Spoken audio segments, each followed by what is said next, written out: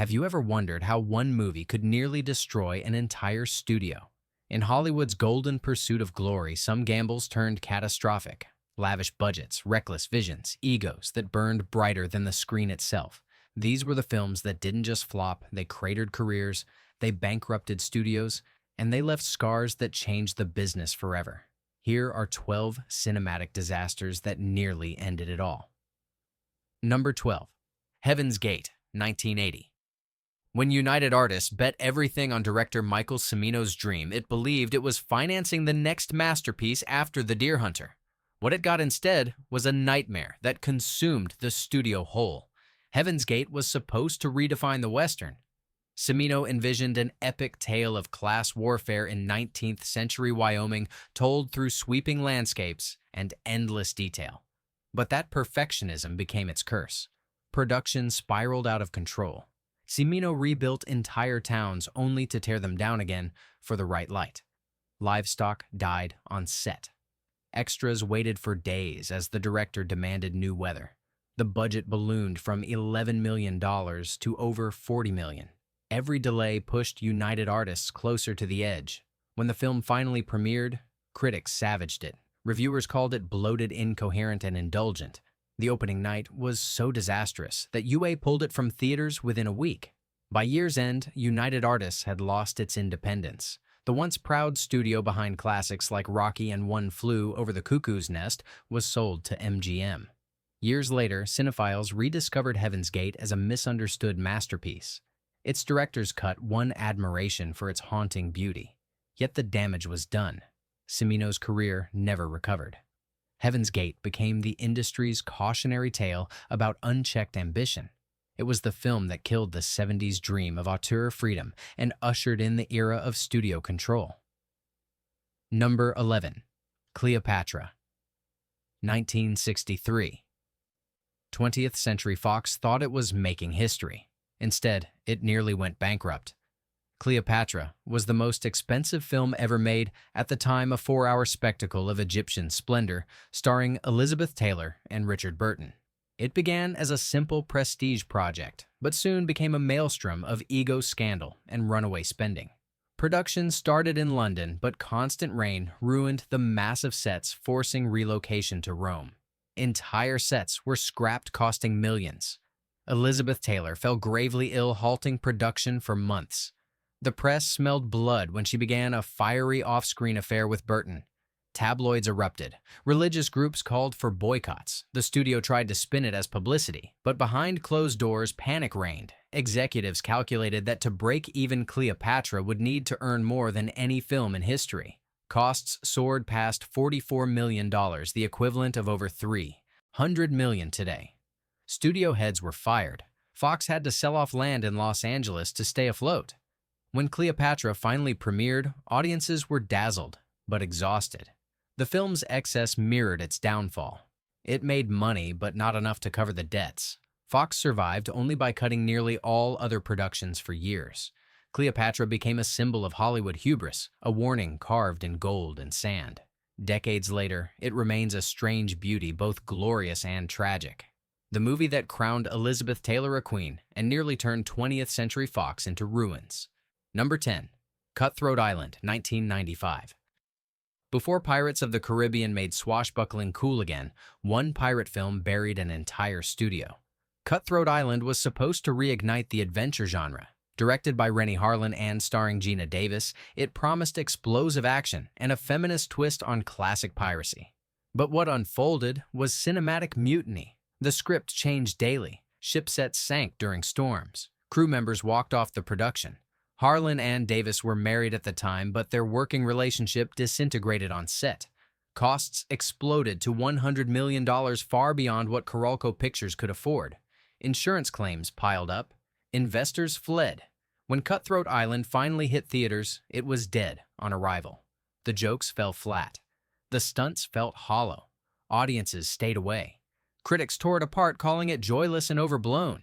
It earned barely $10 million worldwide. Overnight, Coralco Pictures, the same company that gave the world Terminator 2 and Total Recall, collapsed into bankruptcy. For years, Hollywood treated pirate movies as poison. studios avoided the genre, fearing another financial shipwreck. Only in the early 2000s did Disney dare to try again, with Jack Sparrow's rum-soaked charm. Cutthroat Island is now remembered as the final canon shot of an era, a bold failure that sank a studio and taught filmmakers that no treasure is worth mutiny against common sense. Number 9. The Adventures of Baron Munchausen, 1988. Terry Gilliam dreamed of making a fairy tale for grown-ups, a surreal odyssey that celebrated imagination in the age of reason. What he got instead was one of the most disastrous productions in film history. The Adventures of Baron Munchausen was envisioned as a whimsical fantasy following an eccentric nobleman recounting impossible exploits across war-torn Europe and beyond. But behind the curtain, chaos reigned. The budget ballooned from $23 million to over 46. Sets in Italy collapsed during storms. Costumes vanished. Crews struck over unpaid wages. Gilliam clashed with studio executives who demanded cuts and compromises. He fought back at every turn, determined to preserve his vision. When filming ended, the studio TriStar wanted nothing to do with it. Marketing was almost non-existent. Some theaters never received prints. Others pulled the movie within days. It earned barely $8 million in North America. The losses were catastrophic. Columbia Pictures, who financed the project, faced restructuring and layoffs. Critics, however, saw glimmers of genius. Roger Ebert praised its imagination even as he admitted it was madness on screen. Over time, Baron Munchausen became a cult favorite, beloved for its handcrafted magic and absurd humor.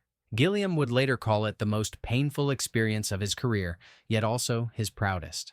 A monument to creativity unchained and to the ruin that can follow when a dreamer refuses to wake up. Number 8. The Island of Dr. Moreau, 1996. It began as a promising adaptation of H.G. Wells but turned into a nightmare of egos and animal masks. The Island of Dr. Moreau was supposed to be a dark philosophical tale about science gone mad. Instead, it became one of the most chaotic shoots ever captured on film. Director Richard Stanley envisioned a gothic horror of genetic horror and divine delusion.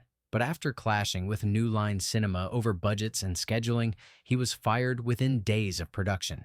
The studio replaced him with veteran director John Frankenheimer. What followed was cinematic insanity. Marlon Brando refused to learn his lines. He demanded to wear an ice bucket on his head. Val Kilmer arrived late, fought with the crew, and forced rewrites that made no sense. Tropical storms destroyed sets. Actors and animal prosthetics fainted under the heat. At one point, Stanley snuck back onto the set disguised as a dog creature to watch his dream fall apart. The finished film was incoherent. Critics mocked it as one of the worst movies ever made. It earned less than half its budget and nearly sank New Line's finances. For Brando, it was a humiliating late-career debacle. For Stanley, it was artistic exile. Yet in time, the legend of its disaster became its own myth. Documentaries now chronicle its madness. The Island of Dr. Moreau endures not as cinema, but as cautionary folklore about chaos disguised as creativity. Number 7. The Lone Ranger. 2013. Disney wanted a new franchise. What it got was a train wreck with a mask on. The Lone Ranger reunited Johnny Depp with his Pirates of the Caribbean team, hoping lightning would strike twice. Instead, it exploded spectacularly. Production was cursed from the start. The original budget of $200 million spiraled out of control with massive desert sets and practical train stunts. Severe weather delays cost millions more. Studio executives panicked and shut the film down mid-production, only to restart it after costly rewrites. When it finally premiered, critics shredded it. They called it tonally confused and visually exhausting. The controversy deepened when audiences accused the film of cultural insensitivity in its portrayal of native characters. Disney poured marketing money into damage control, but the backlash was unstoppable. The Lone Ranger made around $260 million worldwide, but cost nearly $400 million to produce and promote. Analysts estimated Disney lost close to $200 million, making it one of the biggest bombs in studio history. In the aftermath, entire divisions at Disney were restructured. Ambitious live-action projects were canceled. Executives became terrified of risk. The dream of reviving the Western was dead again. Years later, some fans praised its boldness, its practical effects, its strange heart. But in Hollywood memory, it stands as a masked reminder that even a giant can fall when it forgets why stories matter. Got it. Let's expand each entry from Part 3, Waterworld, the fall of the Roman Empire, and the 13th Warrior, to full-length, richly detailed sections around 450-500 words each. I'll maintain your cinematic documentary style with emotional narration, full stops instead of commas, and no inverted commas. Number 6. Waterworld, 1995. Hollywood had seen disasters before, but nothing like this. When Universal Pictures greenlit Waterworld, it believed it was backing a revolution in blockbuster cinema. The pitch was irresistible, a post-apocalyptic Earth swallowed by ocean. Kevin Costner as a lone drifter with gills, a Mad Max on water. It sounded unstoppable. Then reality struck. From the first day of production, the sea became the enemy. Filming off the coast of Hawaii seemed romantic on paper, but the Pacific does not forgive. A storm obliterated an entire floating city set built at the cost of $5 million. Every wave delayed schedules. Crew members suffered dehydration and seasickness. Equipment sank. Stunts went wrong. At one point, Costner himself nearly drowned after being tossed from a skiff. The budget ballooned from $100 million to nearly $200 million. Universal executives panicked as headlines screamed of another doomed epic. The press dubbed it Fishtar, mocking the earlier catastrophe Ishtar. Reports of bitter fights between Costner and director Kevin Reynolds only added fuel. Reynolds quit during post-production, leaving Costner to finish editing alone. When the movie premiered, audiences were curious but wary. The world it showed was massive and strange, a society clinging to life on waves of despair. Yet critics were split. Some admired its scope, others saw only vanity. Box office receipts failed to justify the risk. Universal lost tens of millions and entire projects were canceled in its wake. Yet, Waterworld refused to die. Home video and cable revived it. Theme parks built live-action shows that still run today. In time, the film's sheer audacity earned respect. It stands now as a relic of an era when studios still gambled everything on vision. Proof that even a sunken dream can rise again if it dares to sail past reason. Number 5. The Fall of the Roman Empire, 1964. Before digital effects or modern spectacle, there was Samuel Bronston, a showman who built his dreams from stone. The Fall of the Roman Empire was his crown jewel, a colossal historical drama meant to eclipse every biblical and classical film before it. With vast outdoor sets carved from Spanish mountainsides and thousands of costumed extras, it was cinema turned to architecture. The story followed the twilight of Marcus Aurelius. His moral decay mirrored that of Rome itself. Philosophical speeches, endless banquets, burning battles. Bronston wanted art. What he got was apocalypse. Every day of shooting devoured money. Real marble was imported. Fire sequences destroyed sets faster than they could be rebuilt. The weather turned against them. Dust storms buried entire roads. At $20 million, it was among the costliest films ever made. Bronston's empire in Madrid collapsed beneath its own ambition. He owed millions to banks and governments. Lawsuits multiplied. When The Fall of the Roman Empire premiered, critics praised its beauty, but felt no heartbeat beneath the grandeur. Audiences stayed away. It grossed less than $5 million. The financial failure shattered Bronston's studio and ruined his career. He spent years in court battling creditors. The massive sets stood abandoned in the desert like the ruins they portrayed. For decades, the film was forgotten, overshadowed by Cleopatra and Ben-Hur. Yet history has a strange mercy. In the 2000s, Ridley Scott drew inspiration from it for Gladiator. The visual DNA of Bronston's dream survived reborn in another filmmaker's triumph. The Fall of the Roman Empire became what its creator had always intended, a warning and a prophecy about how greatness can crumble from its own weight. Number 4. The 13th Warrior, 1999. It was meant to merge myth and realism, Vikings and poetry. But The 13th Warrior became one of Disney's most painful financial wounds. Adapted from Michael Crichton's novel Eaters of the Dead, it told of an exiled Arab diplomat swept into a tribe of Norse warriors to face an ancient terror. The concept was daring. The execution was chaos. Director John McTiernan, famed for Die Hard and Predator, brought raw power to the early shoots. He built massive wooden fortresses in British Columbia, real battles staged with hundreds of extras. But when he delivered his cut, the studio panicked. They found it too dark, too slow, too foreign. Crichton himself was called back to rewrite and reshoot entire sections. 2 directors, 2 visions, 1 disaster waiting to happen. Every change pushed the budget higher, from $75 million to over $160. Test screenings went badly. Audiences were confused whether it was horror or historical epic. Marketing had no answer. By the time it reached theaters, the year was almost over, and competition was brutal. The 13th Warrior earned barely $30 million worldwide. Disney's Touchstone division bled money. Executives resigned. Projects were frozen. McTiernan's reputation took years to recover. For many inside Hollywood, it was the final warning before studios began obsessively testing and editing films to death. Yet the film refused to vanish.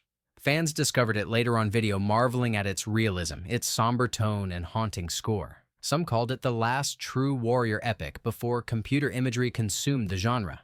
What once symbolized ruin now stands as an elegy for courage in failure.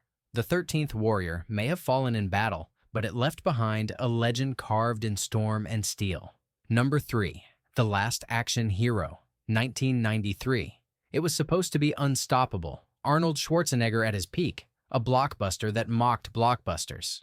Columbia Pictures poured its entire summer slate into one film, convinced it would redefine action cinema. Instead, The Last Action Hero became a thunderous implosion that almost destroyed confidence in its biggest star and the studio behind him. The concept was daring. A young boy obsessed with movies finds himself magically transported into the violent world of his favorite action hero, Jack Slater, played by Schwarzenegger. It was a film within a film, a satire on Hollywood's excess. But that self-awareness became its undoing. Production raced to meet a rigid release date just weeks after Jurassic Park. Deadlines ruled. Creativity suffocated. Scripts were rewritten on the fly. Explosions shot before dialogue was finished. The budget soared past $85 million. Marketing devoured another 50. Schwarzenegger toured the world promising the biggest action comedy ever made. But disaster loomed. Critics were baffled by its tone, unsure if it was parody or ego trip. Audiences craving dinosaurs ignored it completely. When it opened, The Last Action Hero was crushed. Its first weekend barely reached half of expectations. Columbia's stock dropped. Executives were fired. The studio's dreams of a summer empire evaporated. Industry analysts called it the death of the overinflated action star. And yet with time, the film found defenders.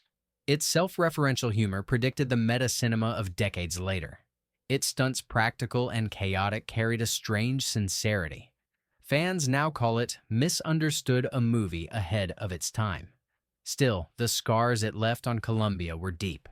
The Last Action Hero proved that even the mightiest icon can fall when the mirror he holds up to Hollywood reflects too much truth. Number 2. The Adventures of Pluto Nash, 2002. No one in Hollywood could understand how it happened. A science fiction comedy starring Eddie Murphy, costing over $100 million and earning less than 10. Pluto Nash became one of the greatest box office disasters ever recorded and nearly ended entire divisions at Warner Brothers. The film's premise was playful. Murphy as a nightclub owner on the moon fighting gangsters in a futuristic colony. But from day one, nothing worked. Sets looked cheap despite the massive cost. Jokes fell flat. Directors quit. Scripts changed weekly. Test audiences stared in silence. Reshoots dragged on for years. By the time the film finally limped into theaters, its own studio had given up. The marketing budget was slashed. Release dates shifted 5 times. When it opened in late summer, it played to near-empty auditoriums. Critics shredded it. The New York press labeled it a catastrophe in zero gravity. The damage to Warner Brothers was severe. Executives responsible for approving the project resigned. Planned sci-fi comedies were canceled. Insurance payouts barely covered the losses. Murphy's career momentum halted. He would not fully recover until years later with Dreamgirls. And yet, in a strange way, Pluto Nash became a Hollywood cautionary myth. Its failure forced studios to rethink how they greenlighted big-budget comedies. To many filmmakers, it serves as a reminder that spectacle means nothing without soul. The moon remains barren in the movie, but so too did the laughter in every theater it played. Pluto Nash was not just a flop. It was a ghost orbiting the wreckage of its own ambition. Number 1. John Carter, 2012. Disney dreamed of launching a new legend. John Carter was meant to rival Star Wars and Avatar, an epic born from Edgar Rice Burroughs' century-old pulp tales. Instead, it became one of the costliest flops in studio history. Director Andrew Stanton came from Pixar glory-finding Nemo, WALL-E, and believed he could merge animation's heart with live-action grandeur. But his perfectionism spiraled. Scenes were reshot, visual effects endlessly tweaked. The budget swelled past $350 million, plus $100 million more in marketing. Then came the marketing collapse. Disney dropped "Of Mars" from the title, fearing audiences would reject sci-fi. Posters showed only a man in the desert, no aliens, no adventure, no context. Audiences didn't know what they were being sold. When John Carter opened, critics called it handsome but hollow. It earned less than half its cost. Disney took a $200 million loss, its worst ever. Plans for sequels died overnight. Executives were replaced, and the studio shifted towards safer franchises like Marvel and Star Wars. The message was clear: never again risk that much on a director's dream. Yet time softened its failure. Fans later praised its sincerity, its old-fashioned wonder, its tragic hero lost between worlds. What once symbolized disaster now feels like the last gasp of a Hollywood that still dared to gamble on imagination. John Carter didn't just fall at the box office. It marked the end of an era when adventure itself still believed in the power of dreams. 12 films, 12 collapses, each a monument to ambition colliding with reality. Hollywood still fears these ghosts. Yet behind every failure lies a kind of defiance, a hunger to dream too large. Which of these disasters do you secretly love despite the wreckage? Tell us in the comments. Like, subscribe, and keep the reel spinning into madness.